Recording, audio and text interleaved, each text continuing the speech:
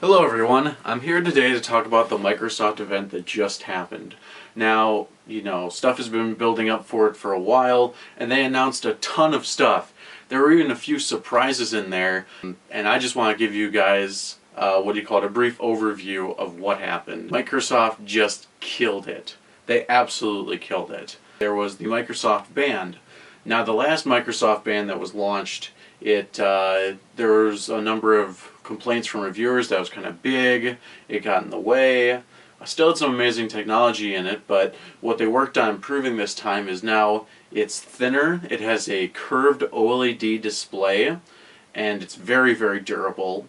The sensors are much smaller this time, so it's a lot less of a noticeable piece on your wrist, and they're very flexible, so they're not nearly as likely to get into your way. Also, it has 11 sensors this time, including GPS, barometer, UV tracking.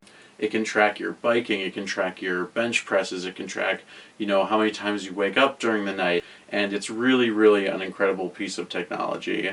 Definitely looking forward to when that comes out. Next up, they talked about Lumia Phones. Obviously, the 950 and the 950 XL were leaked a ton.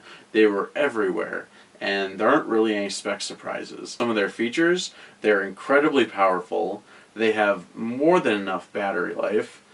They have gorgeous OLED screens. They both also have incredible cameras.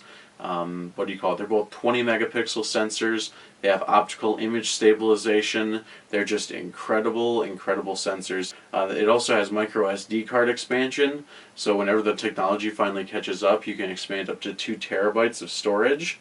And then also, probably one of the most interesting features is it has Windows Hello, which means that when you basically pick the phone up, it can sign you in just looking at your face, looking at your eyes. It can scan you, know that it's you, and then let you into the device. This has actually proven to be faster than fingerprint unlocking. It's literally the fastest way to get into your device, completely secure. It's a really, really good new feature.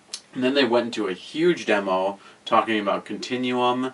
Now, if you don't know what Continuum for Phones is, Continuum for Phones is basically you can connect your Lumia Phones to displays like this monitor over here, and you basically get a full desktop experience of Windows 10 on the monitor. They've gone back into detail. They talked about a dock, and the dock has 3 USB ports, HDMI and display port out. It's a very nice dock, and it connects to your phone wirelessly. That's how you connect up to a monitor. But then besides that, when you're using it as a laptop, it does not break the phone experience. So if I'm working on an office document on my monitor and I click on Outlook on my start screen on my phone, it opens up the mobile Outlook app on my phone, and it doesn't break what's going on the monitor. So it's running, multiple 1080p plus screens, talking about your monitor and the phone screen itself. It's running multiple applications, full-size applications from Office, Outlook on your phone, all this sort of stuff. It's just a very, very powerful way of doing things. It's a phone that can replace your laptop, it can replace your desktop. Your phone can be everything. And initially when it was launched, I was worried, well, when you hook up to a monitor, will you be able to use the phone part of it? Will using the phone part of it, shut off what's happening on the monitor? None of that is the case. It's a completely seamless experience. Universal apps expand great, working on the desktop and on the phone, and it's a really good, really fluid experience. They also announced the Lumia 550, which is a much, much lower end phone. But it's just less expensive. It still offers a ton of great features, great camera, great display, great battery life, and it's just going to come in at a much lower price point. And then this was probably the most interesting part of the event. They announced the Surface Pro 4, and we all knew this was coming, but what's new about it? It's thinner, it's lighter, it has smaller bezels, so it's able to have a 12.3-inch display as opposed to just a 12-inch display, and it hasn't increased the size at all. It has more power. You can get up to 16 gigabytes of RAM this time. You can get up to 1 terabyte of SSD storage, a higher ceiling than there used to be for configurability. The display, it's improved, it's higher resolution, it's optically bonded. The display is just fantastic. It's only 8.4 millimeters this time around. It's a complete spec beast. And then for the type cover, the type cover is thinner, lighter, stronger. It has a larger touchpad, 40% larger, and it offers a better typing experience because instead of the keys being exactly right next to each other, there's actually a little bit of space between them now. The best part about the new Surface Pro 4 type cover, and it's compatible with Surface Pro 3, is that it comes with a fingerprint scanner on board. So right next to the trackpad, you've got a little fingerprint scanner, and whoever scans their fingerprint, it'll let in multiple users. So if you have, your son or your daughter, or your significant other has an account on your Surface, whichever fingerprint goes down, that's the one that'll unlock the device for. It's incredible. Absolutely love it. Now, after they announced all of that stuff about Surface Pro 4, about how it's groundbreaking, how it's much better than the last, they dropped a bombshell.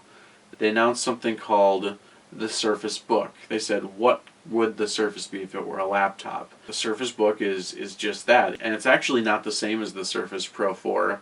It actually has much better internals. First, the display. It's a 13.5-inch display. Again, very, very high resolution. Still works with pen and touch. It has an all-metal design, best-in-class keyboard. Bigger trackpad, 5 points of multi-touch, backlit keyboard. And then it has phenomenal performance. It has the NVIDIA GeForce GPU in it, and then it also has GDDR5 memory. It's the newest form of memory that's out. Barely any consumer products have it, and it's going to make the whole device fly. And then besides that, it does have a 12-hour battery life. You can just keep plugging away. You don't need to plug it in. And then it's also the fastest laptop ever made. This is a quote from Panos Panay. It's 2 times faster than the MacBook Pro, and it's using PCI SSDs, which are 2 times faster than SATA. And it's much better for gaming because they made it for content creation. They made it for making videos, making music, editing photos in Illustrator. And then they dropped the bomb again because they're like, okay, Surface laptop. Well, and he said, go back and watch the video, but watch it very closely this time, is what Panay said. Just a laptop? What? Surface Pro 4. It was about bringing the thunder. This product is going back to reinventing categories. Take a look at this video one more time, just one more time, but this time, just watch a little bit closer.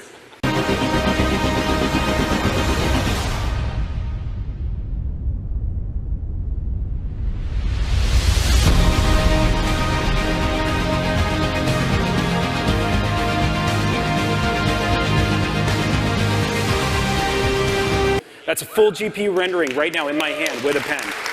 And when they went back and did again, basically the Surface actually detached from the rest of the laptop. So you're thinking, what?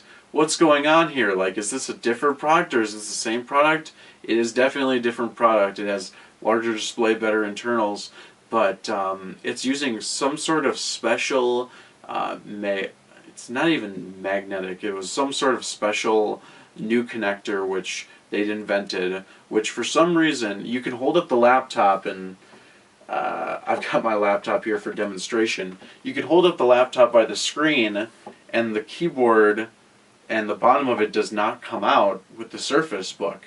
And then you can hold it by the keyboard, and the screen doesn't come out with the Surface Book. So it's basically, I don't know how exactly it works, but it's an extremely sturdy hinge, and then you're thinking, oh, I gotta apply the force of Thor's hammer to get the thing off. Well, actually not. As soon as you actually start trying to take it off, it just comes off. And how on earth this works, I'm not really sure. I mean, I watched the whole presentation and I still don't quite get it, but it's an incredibly versatile machine because it's already a perfect laptop, fastest laptop on the market.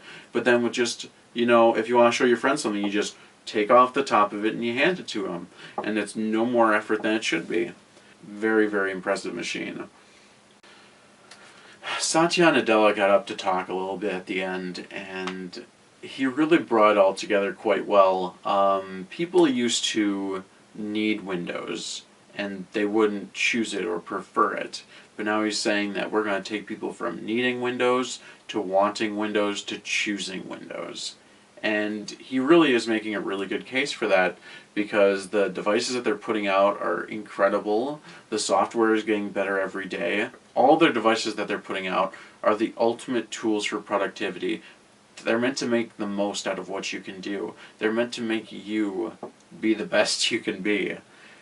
He really summed it up quite well, and I really encourage you to watch the whole video, watch the whole announcement, watch especially Satya's ending to the video, which, if you don't know, Satya is the CEO of Microsoft. And yeah, he summed it up quite well, and it really was an amazing event. There are a lot of competitors out there in all of the spaces that they announced products, but it really just feels like Microsoft just mic dropped the whole mobile world, and I'd like to see if anybody can really come up with a firm rebuttal, because Microsoft is trying to create a mobility of experience where you are the hub and not your devices. Not about your phone being the hub of everything or your computer being the hub of everything, but about you being the hub and there being this mobility of experience that transitions across all your devices and it's connected by the cloud. It's a very forward-thinking vision, and it's definitely where the mobile industry is going. I just can't wait to see some of these products in person and how Microsoft continues to push productivity and a mobility of experience in our mobile world. It really was a great event. Anyway, guys, thanks for watching. That's my overview of the Microsoft event that just happened. If you like this video, please feel free to subscribe. Otherwise, have a nice day.